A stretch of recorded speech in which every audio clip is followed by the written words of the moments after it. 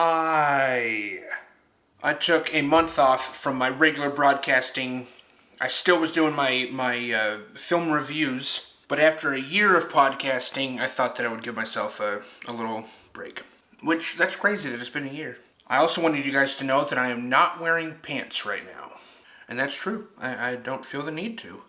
But yeah, I just needed a little reset, some breathing room. You guys are like, I'm just joking. But I wanted to talk about some things that I find important, and they're on my mind right now. So the first fear is losing weight. This one might take some explaining to do, but there is a very legitimate fear of losing weight that I have, okay? So kind of a side, a rabbit trail here. And being vulnerable, I hope that I can trust you guys to be mature in your response to this, but I've been pretty addicted to pornography, for the last long time.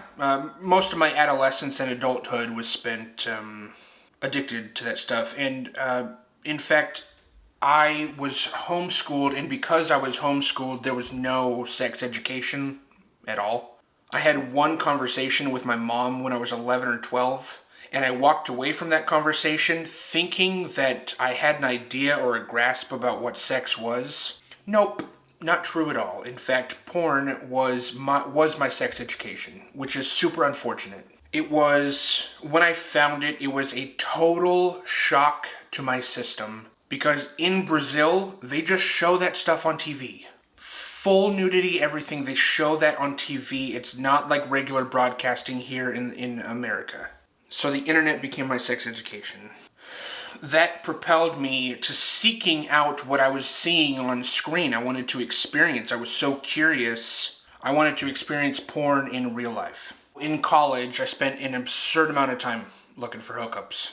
Hardly finding any, but the search of it was what kept me so engaged.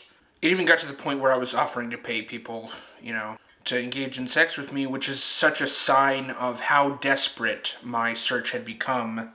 The more I sought it out, the less I found anything. I was just trying to manifest it so much. Not that I didn't find anything, but no green lights. They were all red lights.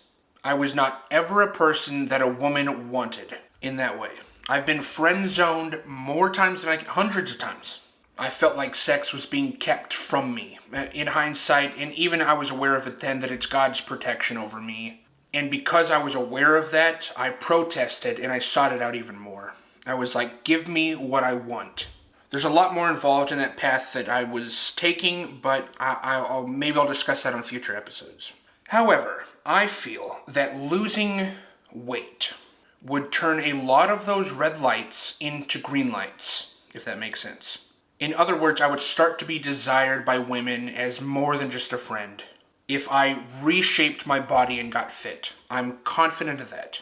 Yes, I'm pretty much saying that women are just as shallow as men, but, hey, I will die on that hill. So this actually does scare me because of how much I would love the attention, the new attention. It's the only thing that would consume my mind. If I felt that I could get the woman that I wanted, which has never happened before, I would feel on top of the world. And that scares me because of how much I would engage in that behavior and actually be successful this time in finding what I'm seeking. So I hope that makes sense. That is a very legitimate fear of mine that I haven't been able to articulate yet. Getting rich, this is another fear of mine too.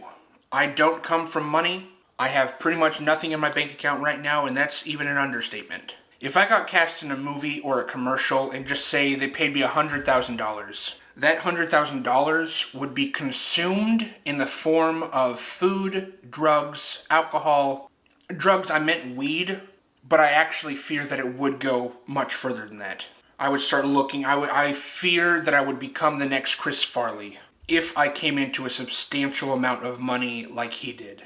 Drugs would be pretty easy to find. Finding them is not the issue. Being able to pay for them and support that habit is the issue. I can hardly support the weed habit that I have right now. An edible is $8, but narcotics are much more expensive and way more damaging to the mind and the body. Not only that, drugs ruin lives and families.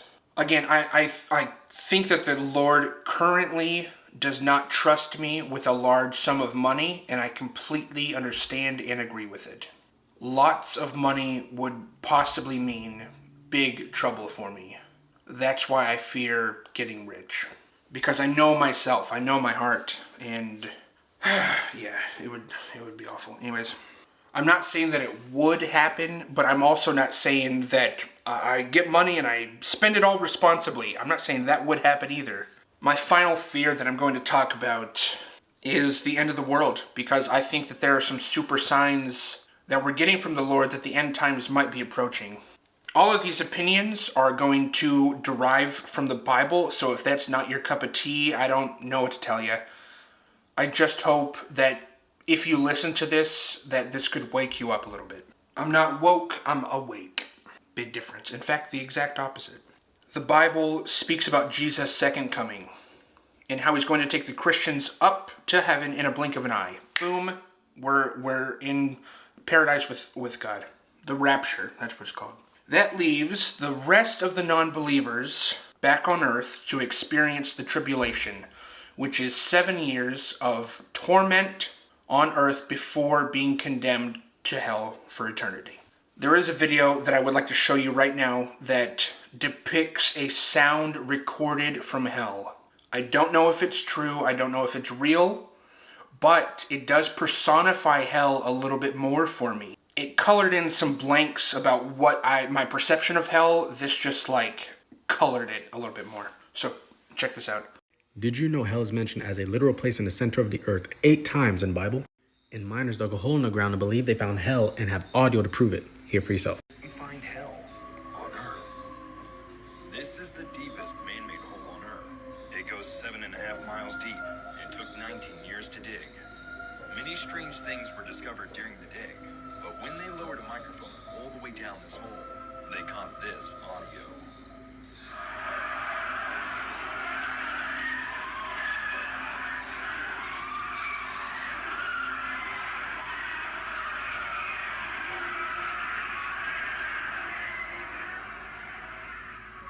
Hell is very real. Jesus went to the cross so people don't have to go there. He's coming soon. So like, follow, subscribe for more. That's pretty scary. Okay? I would never want to experience that or anybody else to experience that. Even on the off chance that hell doesn't exist, I would still be living my life as if hell, did exist. And that's not totally true because I am a very sinful person, but anyways. The tribulation serves as one final mass haul of people accepting Christ. The people who accept Christ and become Christians after the rapture will be starved, tormented, and killed by the hands of the Antichrist. The Antichrist is someone who is going to claim himself to be God. That's how he'll be identified. So I don't believe that the rapture will come out of nowhere. I actually don't. Yes, it'll be in the blink of an eye, but it won't so much be random. Here's why. The Lord talks about birthing contractions as we get closer, with each contraction getting stronger as we approach the end times. These contractions come in the form of the Euphrates River drying up. There are 4 monstrous demons who are locked away in Hades, that when the Euphrates River dries up, God says that these 4 monstrous demons will be released from hell.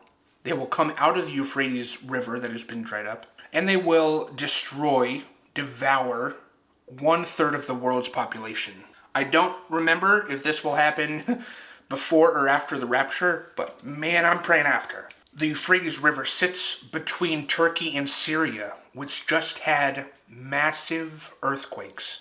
Contraction, maybe? In Matthew 24, Jesus says that there will be food shortages, threats of war, people falsely coming in his name, earthquakes, a mass rejection of the faith, and an increase in selfish and sinful behavior. All of that we're seeing today. Being a Christian will become a problem for the world. Another contraction. Israel just made it illegal to talk about Jesus. That's a sign that there is more of that to come. Banning Christianity will become normalized, and we will be seen as a threat to the world strictly because of the world's blindness. God encourages Christians in Revelation to not be scared, but to rejoice that Jesus is coming. We should not be scared, and it's a little hard to not be scared. God says if we're scared as Christians about the end times, then we're not doing our job. Speaking the word, speaking the truth to people is the saving grace, the literal saving grace that Christians have to combat the world during the end times, as we approach the end times. I've always wondered how the United States plays into the Bible. Like, it's just never mentioned, and the United States is such a big deal today. I mean, there was one time that I was like, is the United States Israel? Are we the Israel that God talks about? Are we the church that God talks about? But I think that I had that question answered, because the Bible says that the generation to see Israel become a nation again will be the generation to see the end times.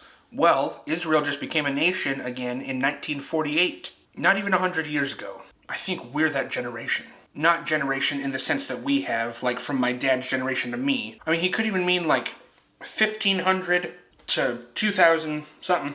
23? Then it says that 4 nations will sign with Israel. And after the 4th nation signs with them, that's another indicator, another contraction. Joe Biden just signed with Israel last year in July, making us the 4th nation to sign with Israel. I just heard about this yesterday, but the Bible also talks about an army of 200 million. Well, guess what?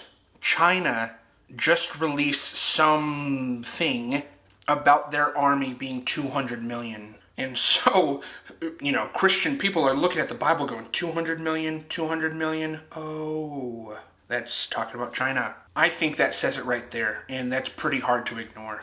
Literal scripture is being realized today. The foretold prophecy is coming true. I pray for peace and safety for each and every one of you listening and watching today. Thank you for being here. And hopefully, I will see you guys next week. No, I will. If we're still here, I'll post another, whatever.